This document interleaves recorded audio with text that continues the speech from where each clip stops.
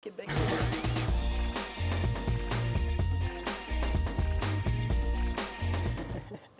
Alors, vous êtes venu avec de très beaux bouquets de mimosas. C'est vrai que c'est la saison. On en trouve partout. Ah on ouais. adore. Et puis c'est vraiment la Riviera qui vient chez nous quand les même. mimosas, Voilà, notamment, mais évidemment. d'où vient le nom. Donc Ouais. on a tendance à se ruer sur les bouquets parce que c'est quand même une des premières fleurs de l'hiver qui nous arrive, vraiment. Mais le problème, c'est que souvent, ça ne tient pas beaucoup en fait. Ça tient pas, les petites boules se Les petites dessèchent, boules se dessèchent. tombent. Voilà. Alors soit les petites boules ne s'ouvrent jamais, soit les petites boules tombent tout de suite.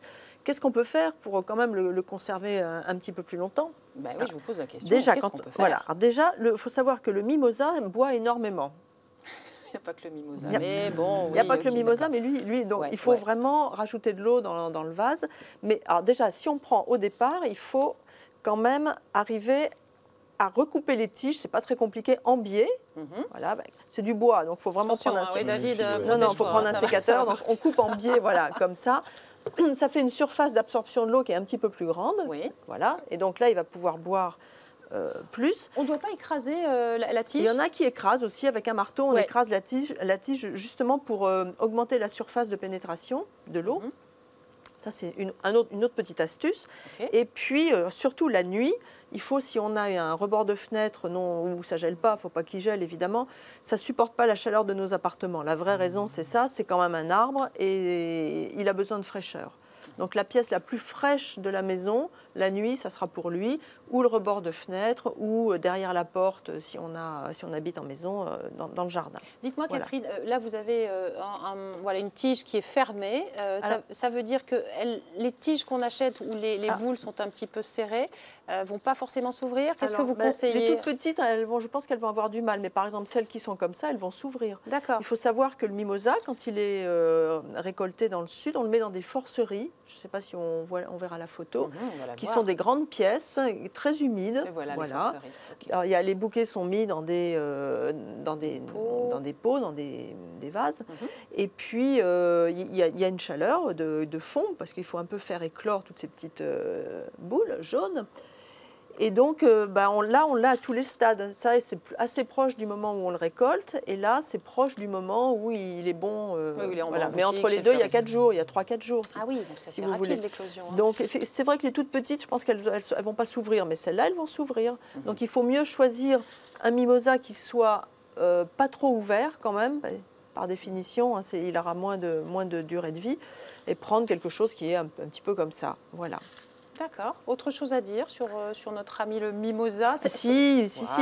Autre chose à dire, il y a la route des mimosas dans le sud. Voilà, alors la route des mimosas, c'est 130 km qui vont de Bormes-les-Mimosas à Grasse. On la voit sur le... Voilà. On n'est pas forcé de tout faire, hein, mais c'est absolument magnifique. C'est sympathique de tout faire. Ça donne le fil conducteur d'un petit voyage, quoi. C'est un voyage un peu organisé? Il existe vraiment une route des mimosas? Il y a une route des mimosas. Quand on va dans chaque syndicat d'initiative, on peut visiter les forceries, on peut, bien sûr...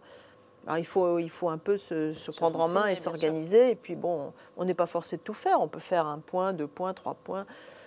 Mais Bormes-les-Mimosas en hiver, c'est fabuleux. C'est magnifique. Je le conseille vraiment. Bah oui, forcément. Enfin, bon, faut un peu viser parce que des fois la météo est pas forcément toujours au mieux, mais il fait toujours beaucoup plus beau qu'à Paris de toute manière. Oui, et puis on a l'occasion de voir ces mimosas en arbre. C'est des arbres, c'est des arbres avec immenses. ces odeurs incroyables. Alors le mimosa, je ne sais pas si vous aimez, Suzanne, le mimosa, on dit que c'est un peu fort, c'est entêtant. Vous aimez ça?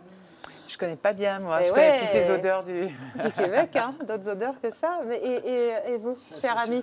Entêtant, non, ça va, je supporte très bien, mais si c'est vrai ça évolue aussi. Il y a l'odeur est assez forte, assez puissante. Oui, il y a une odeur puissante, mais qui évolue aussi selon la température de la pièce, de la journée. Donc, des fois, ça peut être entêtant, oui. Si on colle 3-4 bouquets de mimosa, ça peut devenir lourd s'il fait chaud, oui.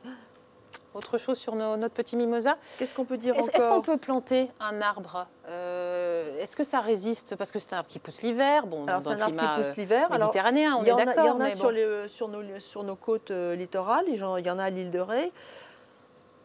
Pour moi, c'est un peu une hérésie parce que c'est vrai qu'ils peuvent pousser. J'en ai vu. Il y en a qui deviennent très grands. Et puis, s'il y a vraiment un coup de gel, parce qu'il peut geler, c'est pas sa région naturelle.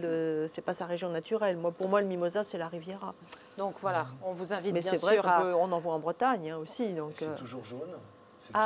Celui-là. Alors, Celui-là, oui, il y a des bleus, des roses. Non, il n'y a pas de bleu, il n'y a pas de rose, mais il y a des mimosas. Il y a des mimosas qui sont comme des petits cylindres, comme des petites chenilles. Il n'y a pas que des mimosas ronds, mais bon, c'est plus rare, on en trouve rarement. Excusez-moi, Monsieur Bachhofer, je vous prie de m'excuser. C'était une folie de ma part, je ne sais pas ce qui m'a pris.